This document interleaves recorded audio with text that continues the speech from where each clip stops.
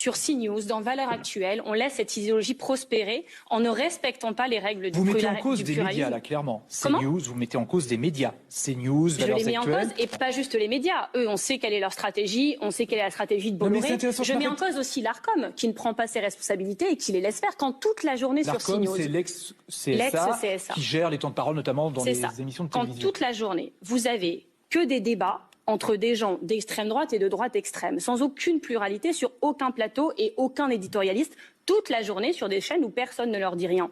Valeurs Actuelles, il faudrait regarder aussi combien d'argent public qui touche Valeurs Actuelles pour répandre aussi ces idées nauséabondes qui nuisent à la société à la fin. Il faut interdire Valeurs Actuelles et CNews.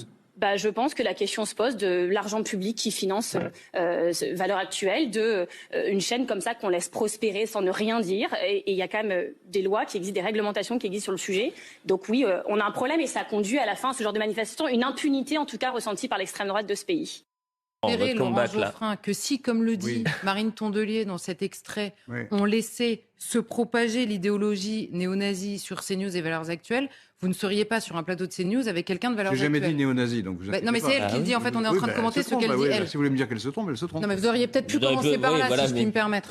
Important que les gens qui nous écoutent comprennent que vous êtes plus choqués par la non-intervention potentielle de l'Arcom. C'est vous qui interprétez. Que par le. Parce que vous n'avez pas dit Laurent Geoffrin, c'est Charlotte Dornelas qui vous le fait. Qu'est-ce que j'ai pas dit ?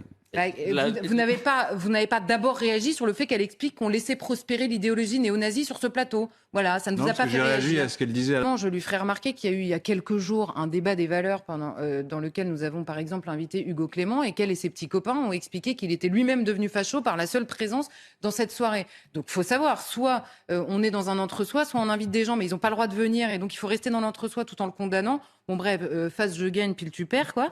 Et la troisième chose, et que les personnes qui nous écoutent doivent savoir, parce que Marine Tondelier apparemment ne révise pas avant d'aller sur un plateau de télévision, c'est qu'elle parle, en l'occurrence, parce qu'elle parle beaucoup d'argent public et que c'est très pénible l'argent public, elle parle, d'une chaîne privée, d'un des seuls journaux en France, voire le seul, qui ne touche pas de subventions publiques. Voilà, fin de la blague de l'intervention de Marine Tondelier.